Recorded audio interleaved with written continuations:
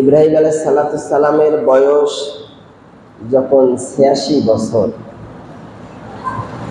তখন তিনি বৃদ্ধ হয়ে গেছেন। ঠিক কিনা? বৃদ্ধ না? ইব্রাহিম আলাইহিস সালামের বয়স ৮৬। একটা মানুষ ৮৬ বছর বয়স হলে বৃদ্ধ হয়, অর্থাৎ ৬০ পার হইলেই বৃদ্ধ হয়ে যায়। ঠিক কিনা? তা ওনার বয়স হচ্ছে ৮৬ বছর, আর উনি ছিলেন একজন বন্ধা। তিনি ছিলেন বন্ধা, তেনার কোনো সন্তান নেই। তো তিনি একদিন আল্লাহর কাছে ফরিয়াদ করলেন, আল্লাহ,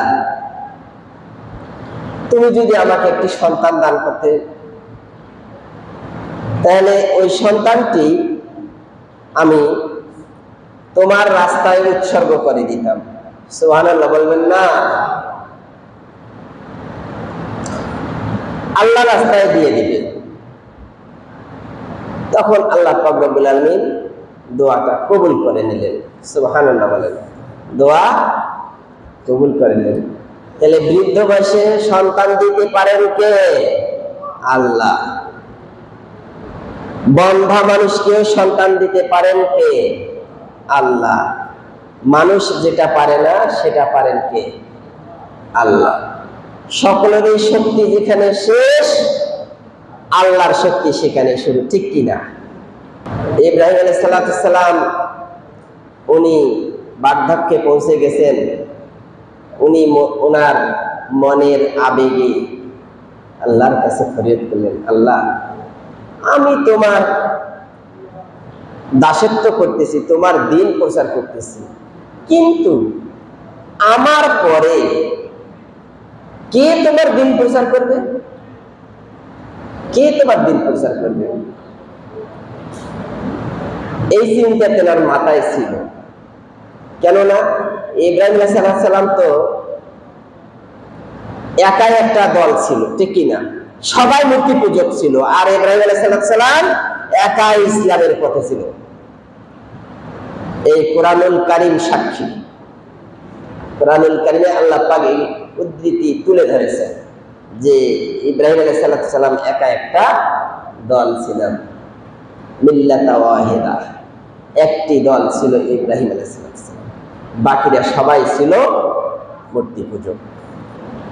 ইব্রাহিম আলাইহিস সালাম আল্লাহর কাছে নিবেদন করলেন যে আল্লাহ, আমাকে তুমি যদি একটা সন্তান দিতে, আমি সেই সন্তানটা তোমার রাস্তায় উৎসর্গ করে দিতাম। আল্লাহ পাক রব্বুল আলামিন সঙ্গে সঙ্গে দোয়া মঞ্জুর করে নিলেন। সুবহানাল্লাহ।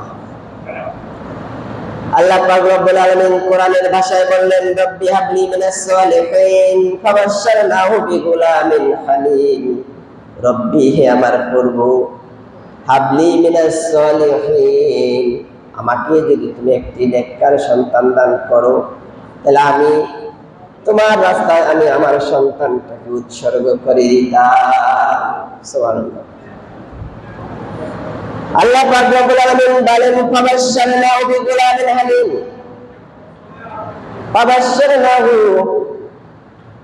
আল্লাহ পাক রব্বুল আলামিন সুসংবাদ দান করলেন, বিগুলামিন হালিম, একটি স্ত্রী বুদ্ধিকৃত সুসন্তানের সংবাদ দান করলেন। সুবহানাল্লাহ। ৮৬ বছর বয়স, বার্ধক্যে পৌঁছে গেছে। বার্ধক্যে পৌঁছে গেছে। সেই সময় আল্লাহ পাক রব্বুল আলামিন তাকে সন্তান দান করলেন। সুবহানাল্লাহ। যখন সন্তান দান করলেন, তখন তিনি আল্লাহর প্রশংসা গীতি জ্ঞাপন করলেন। কোরআনের ভাষায় তিনি বললেন, আলহামদুলিল্লাহিল্লাযী ওয়াহাবা লি আলাল কিবারি ইসমাঈল ওয়া ইসহাক ইন্না রাব্বি লাসামিউদ দুআ। আল্লাহ পাক রব্বুল আলামিন যখন তার প্রার্থনা মঞ্জুর করলেন, তখন একটি সন্তান নয়, দুটি সন্তানের তিনি আল্লাহ পাক রব্বুল আলামিন সুসংবাদ দান করলেন। সুবহানাল্লাহ। কয়টি সন্তান? দুটা। একটা হচ্ছে ইসমাঈল আর একটা হচ্ছে ইসহাক। দুটা সন্তানের সংবাদ যখন দান করলেন তখন তিনি কি করলেন? আল্লাহ পাকের শুকরিয়া আদায় করলেন। আলহামদুলিল্লাহ, আল্লাহ পাকের সমস্ত প্রশংসা। আল্লাহ পাক রব্বুল আলামিন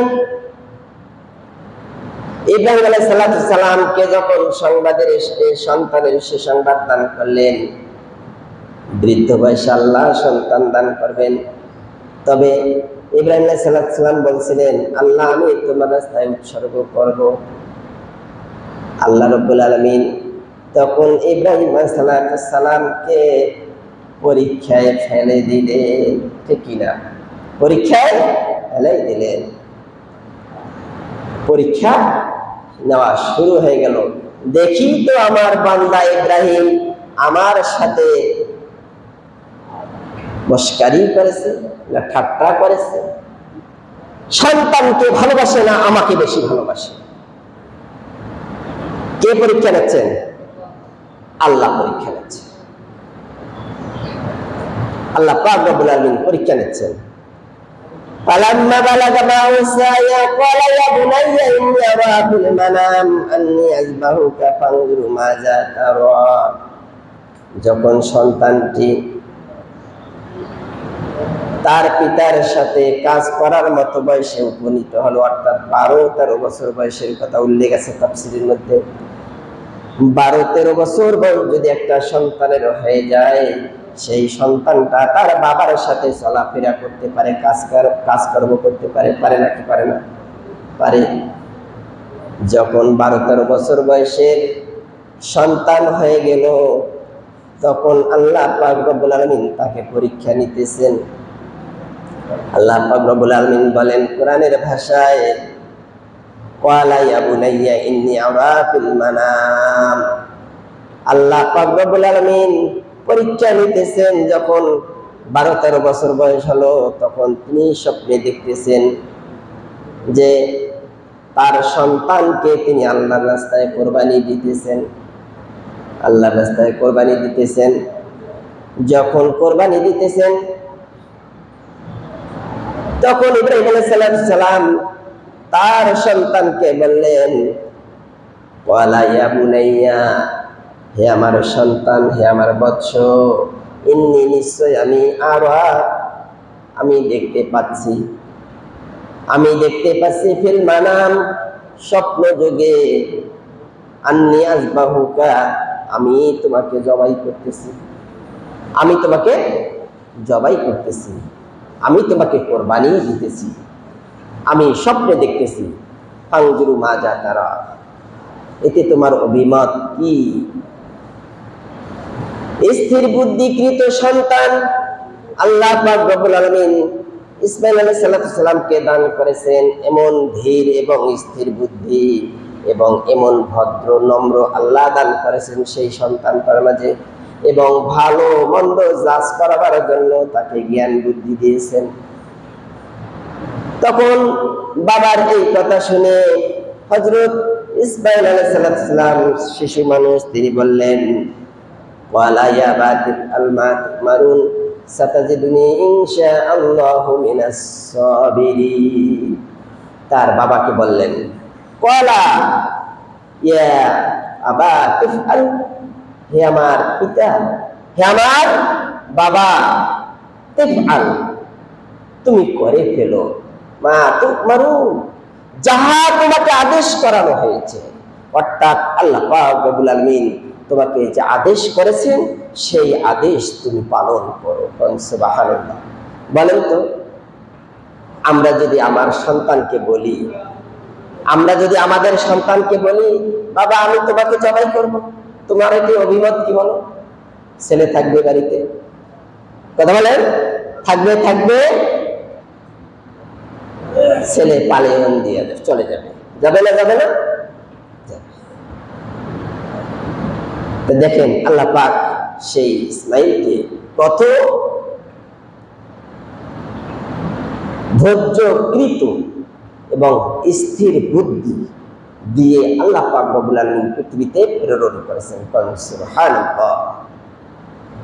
তখন তিনি বললেন যে আল্লাহ পাক তোমাকে যে আদেশ করেছেন বাবা তুমি এক্ষুনি পালন করো, তুমি কোনো দেরি করবে না, তুমি কোনো দেরি করবে না।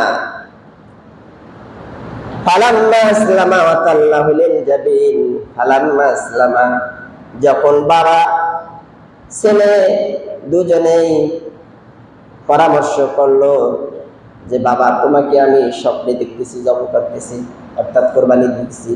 ছেলেও বলল যদি আল্লাহ চাহে তাহলে তুমি দেরি করো না, এখনই আমাকে কোরবানি করে দিও। ফালাম্মা আসলামা, ফালাম্মা তো আসলামা কি করলো? মাশওয়ারা করলো, সলা পরামর্শ করলো বাপ বেটা। বাপ বেটা পরামর্শ করলো, করার পরে ওয়াতাল্লাহুল জাবিন, আস্তে করে কাত করে শোয়াই দিল। ওয়াতাল্লাহুল জাবিন, আস্তে করে কাত করে শোয়াই দিল। দেওয়ার পরে কি করলো? গলার মধ্যে ছুরি চালাই দিল। সুবহানাল্লাহ। যখন ছুরি চালাই দিল, আল্লাহ পাক পরীক্ষা নিচ্ছেন ইব্রাহিমের, দেখি তো আমার কাছে যে সন্তান চেয়েছে, আমার রাস্তায় দান করতে চেয়েছিল, সে দান করে কি না, না তাকে জীবিত রাখে, আমি কি করব দেখি। আল্লাহ পাক রব্বুল আলামিন তাকে পরীক্ষা করতেছেন। যখন তিনি কোরবানি দেওয়ার জন্য তৈরি হয়ে কোরবানি যখন ছুরি যখন তার গলার মধ্যে চালিয়ে দিলেন, আল্লাহ পাক রব্বুল আলামিন বলেন ওয়ানাদাইনাহু আইয়া ইব্রাহিম, ওয়ানাদাইনা, তখন আল্লাহ পাক ডাক দিয়া বলল ইয়া ইব্রাহিম, হে ইব্রাহিম থামো, কদ সাদ্দাকতা রুইয়া, অবশ্যই তুমি তোমার স্বপ্নের আদেশ তুমি পালন করেছো, থামো। হে ইব্রাহিম তুমি থামো, অবশ্যই সাদ্দাকতা, তুমি সত্যই পালন করেছো, রুইয়া তোমার স্বপ্নাদেশ, স্বপ্নে যে আদেশ তুমি পেয়েছো আমার কাছ থেকে সেটা তুমি পালন করেছো। আল্লাহ পাক রব্বুল আলামিন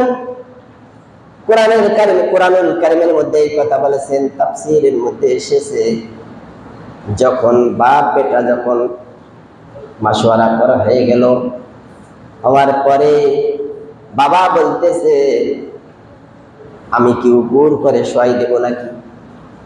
তখন ছেলে বলতেছে না, উপর করে শোয়াই দেওয়ার দরকার নাই, তবে আমার চক্ষুটা তুমি রুমাল দিয়ে বাঁধাই দিবে।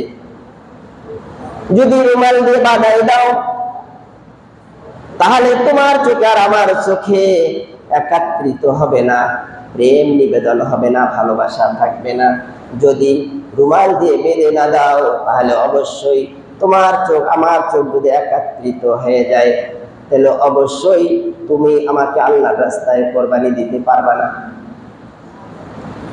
আল্লাহর রাস্তায় কোরবানি দিতে পারবা না, আমাকে তুমি ভালোবাসবে, অতএব আল্লাহকে তুমি ভালোবাসবে না। তখন যেহেতু এখানে আল্লাহর ভালোবাসা তোমাকে পেতেই হবে, আমার চোখ দুটা বাঁধাই দাও আর আমার হাত পা গুলো একটু রশি দিয়ে বাঁধো, যাতে করে আমি কোনো নড়াচড়া করতে না পারি। দেখছেন আল্লাহ পাক রব্বুল আলামিন হাদিসে কুদসির মধ্যে বলছেন, কথা আল্লাহর কিন্তু আল্লাহর রাসূলের মুখ থেকে নিঃসৃত বাণী, এটার নাম হচ্ছে হাদিসে কুদসি। হাদিসে কুদসির মধ্যে এসেছে যখন কোন নবী রাসূলকে আল্লাহ পাক রব্বুল আলামিন দুনিয়ার মধ্যে প্রেরণ করেন তখন 40 লক্ষ শিক্ষক 40 বছর যাবত একজন মানুষকে যতগুলা জ্ঞান দেবে, 40 লক্ষ শিক্ষক একটা মানুষকে যতদিন 40 বছর পর্যন্ত যত জ্ঞান দিতে পারে, যত জ্ঞানী করে তুলবে। আল্লাহ পাক রব্বুল আলামিন হাদিসে কুদসির মধ্যে ইরশাদ করেছেন, যখন একজন নবী রাসূলকে দুনিয়ার মধ্যে প্রেরণ করেন ওই 40 লক্ষ শিক্ষক 40,000 পর্যন্ত একটা মানুষকে যত জ্ঞান দিয়ে প্রেরণ করবেন দুনিয়ার মধ্যে, শিক্ষিত করে তুলবেন, জ্ঞানী করে তুলবেন, আল্লাহ পাক রব্বুল আলামিন ওই নবী ও রাসূলকে যখন দুনিয়ার মধ্যে প্রেরণ করেন তার থেকে বেশি জ্ঞান দিয়ে দুনিয়ার মধ্যে প্রেরণ করেন। সুবহানাল্লাহ। অর্থাৎ ইসমাঈল আলাইহিস সালাম তো নবী ছিলেন না?